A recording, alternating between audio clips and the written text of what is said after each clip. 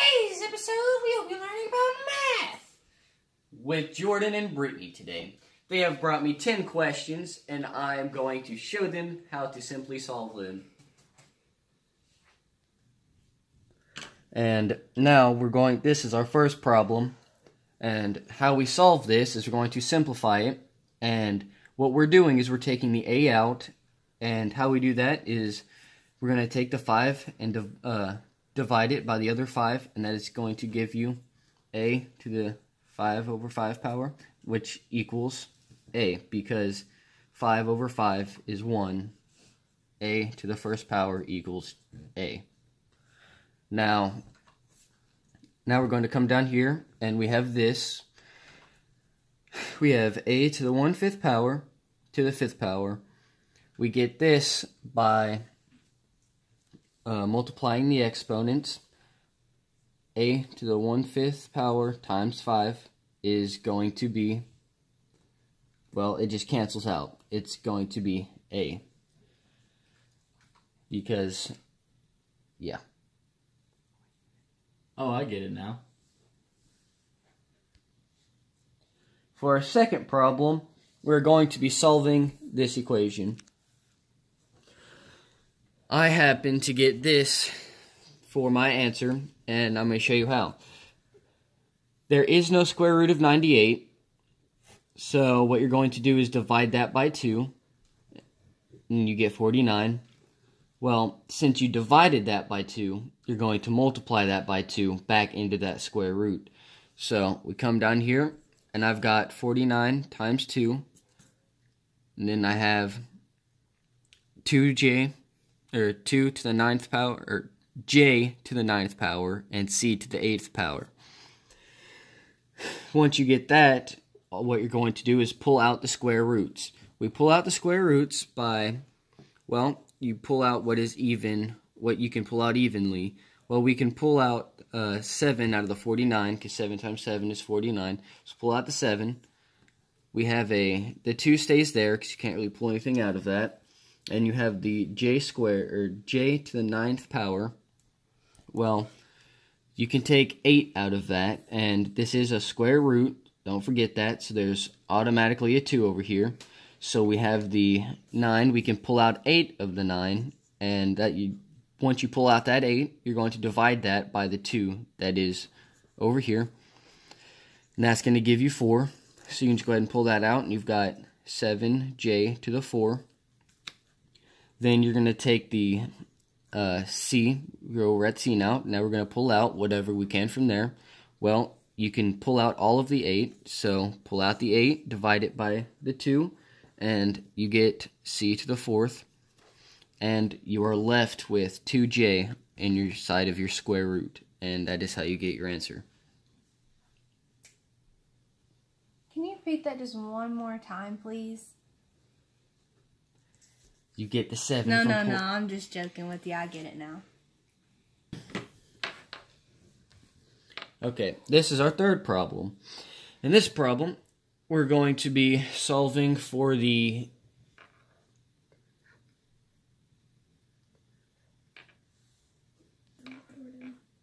truth. And basically, what I mean by that is we're making sure that this equals this. How we do this is we come down here. Alright, so we're going to take the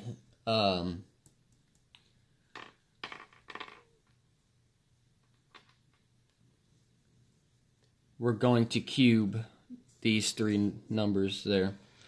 And how we do that is, well, we just come down here and we square root it and cube it.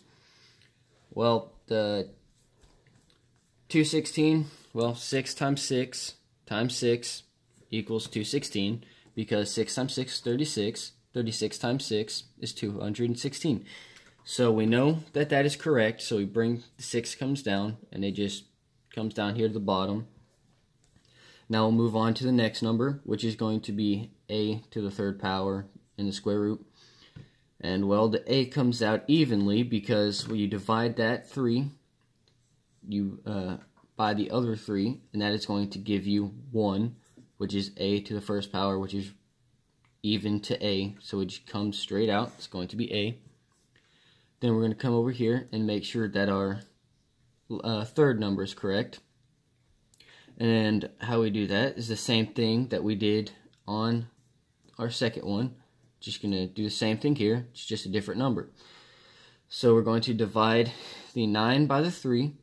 And how that happens is we got bring the 3 underneath the 9. That's going to be 9 divided by 3.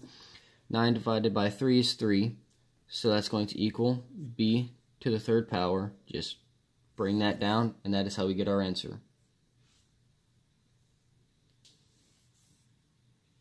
Okay, and this is our fourth problem. And in this problem, we're going to be simplifying and factoring. And how we do this is, what we're first going to do is take out what we can, what number can we take out of all three of these numbers that comes out evenly with all of them. And what I have pulled out is I have pulled out a 3, because 3 can go into 9, it can go into 36, and it can go into 36. And so what we're going to do there is just divide that by 3, since we pulled that out. That's going to be 3. And what we're going to do, a negative 12 and positive 12. And what we're going to do now is we're going to bring down the variables and the exponents, and that's going to give you 3x squared minus 12xy plus 12y squared.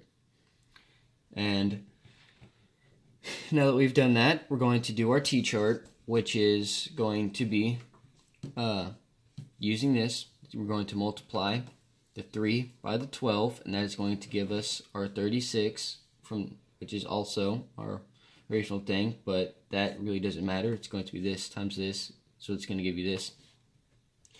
And basically, you're going to keep dividing until your two numbers can equal 12, which I have already done this. And what you're going to do now is, now that we have our two numbers, we're going to come over here and we're going to put it in to our parentheses, which is going to be x minus 6 and x plus 6. And once we've done that, we're going to take our 3 from our equation, and we're going to bring it down here, and we're going to divide by x on both of the x's, and we leave the variable and the square down. We just divide this by the 3, and that is going to give us 3x minus 6y and 3x plus 6y. And that is how we get our answer.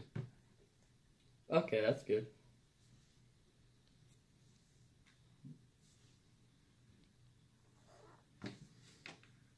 And this is our fifth problem. What we're doing in this is we are factoring out the 2.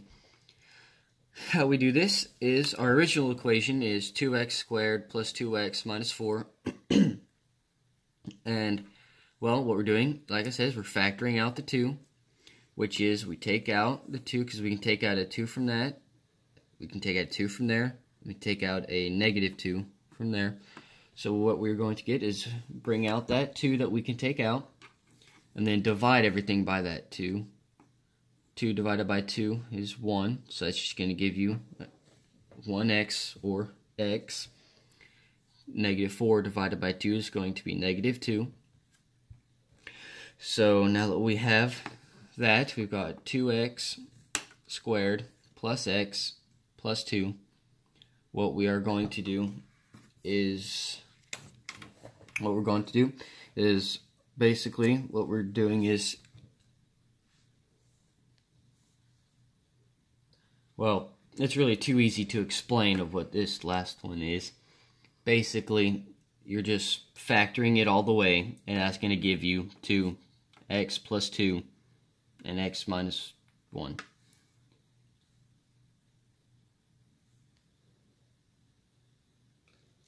For our sixth problem, we are going to be factoring this as well. And how we are going to do this is, we're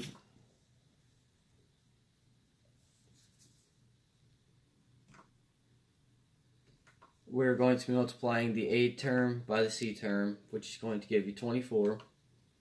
Well, it's going to give you negative 24 because it is a negative 12. And what we're going to do after that is going to find the factors of 24 that sum to negative 5. That is going to sum up to positive 3 minus 8, or negative 8 plus 3. And once you do that, you're just going to rewrite it kind of like this, but instead of writing negative 5, you're going to write that in place of it. Then you're going to put them in parentheses, like we did there. And you get that from, once you have that equation, you put them in parentheses. You're going to factor out that part and take out what you can. Well, you can't really take anything out of the numbers, but you can take an x out of it. And that's going to take the x out of this and leave a 2x plus 3 because you took the x out of that as well. You're going to do the same thing for this one as well, but you cannot take a variable out of this one because your other number does not have one. So what can you can take out a 4 out of this, because 8 divided by 4 is 2, and 8 divided by 4 is 3. So what that's going to leave you is with x in parentheses 2x plus 3 minus 4 parentheses 2x plus 3. Once you get that, you're going to, well, check, make sure these match up. They do, so that's right. It's going to be 2x plus 3. You're going to take your two outer numbers and combine them, which is going to be x minus 4, and that is how you get your answer. Oh, okay, thanks.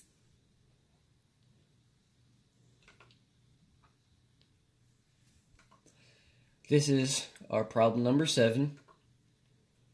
What we're going to be doing is the same thing as we did in problem 6, but with a different equation. This is 4x squared plus 20x plus 25. What we're going to do in this is the same thing as last time. We're going to multiply 4 and the 25, and that is going to give you 100, because you're multiplying a times c, which is, in this case, 4 times 25.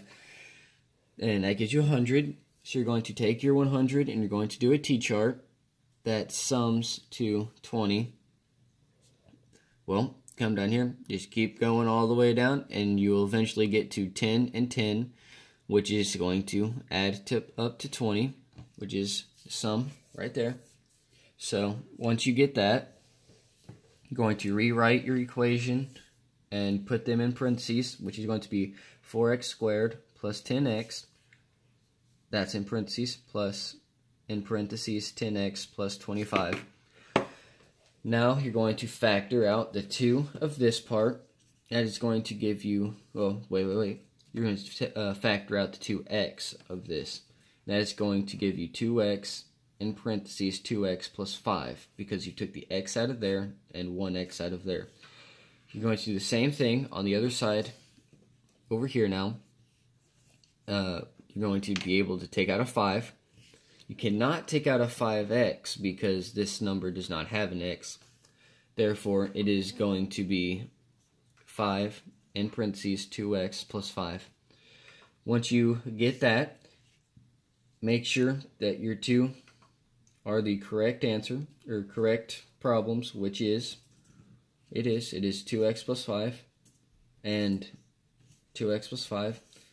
When you combine them together, your two outer ones is going to be 2x plus 5 as well, which is how you get that one. That is the same thing as 2x plus 5 in parentheses squared, and that's how you get your answer. Oh, thank you very much. For our 8th problem, we are going to be putting our like terms together, and what we're trying to do is find what is equivalent to this equation. How we do that is we're going to put the like terms together, and what that is basically we're going to multiply it by whatever's on the outer side, which in this case there is nothing, so that's just going to be the exact same thing. Just bring that down. Okay, so basically we're just going to combine those like terms. In this case, we're combining the 3x squared and the 2x squared.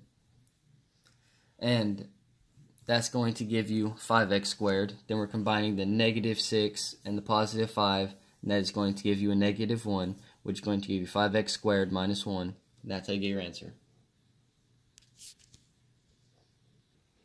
Michael, in normal math, you just multiply side by side, but I don't know how to do it for this one. Can you show me?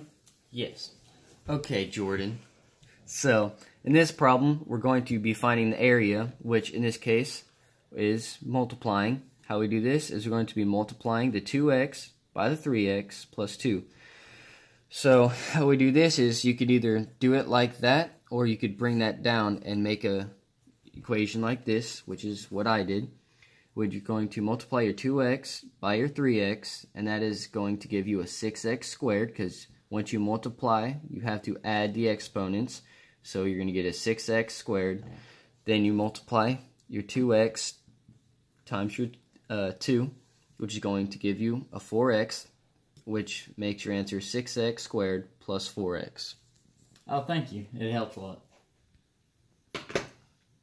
This is our 10th and final problem, and in this one we're going to be doing the same thing as last time, but it's a little bit longer. And in this one, notice there is a negative there. Basically, all that means is just change those signs. So that's going to change that positive to a negative, that negative to a positive, and that positive to a negative. So just bring all that down. That's going to give you this little equation right there. What you're going to do then, after that, is going to put your like terms together. So let's come right here and start with our highest exponent, which is going to be our x to the third power. So we're going to take, we got a 3x to the third power, and we have a negative 3x to the third power. Well, that just cancels each other out, and that is going to be 0. So now, basically, just pretend those don't exist anymore. And now we have this equation there, because also we are going to take our 1's, and those cancel out because it's a positive 1 and a negative 1. There's no other 1's, so we're just going to take that out, and that's canceled. So it's the same thing as like that, wasn't ever there. So now we have a negative 4x squared minus 4x squared and a 2x plus 2x. What this is going to give you is, well, a negative minus a negative is obviously just a smaller negative, and that is going to give you negative 8x squared. You're going to take your 2 positive, you got a 2x and a plus 2x. Well, multiply that, and it's going to give you a full positive 4x. And then just come down here, and that's all you can do. You can't combine any more like terms because they're not like terms, because that one's an x squared and that one's an x. So that gives you negative 8x squared plus 4x. Well, I hope you guys understood all that, and I hope y'all had a good session in this tutoring. Thank you. Yeah, It was very thank you. helpful.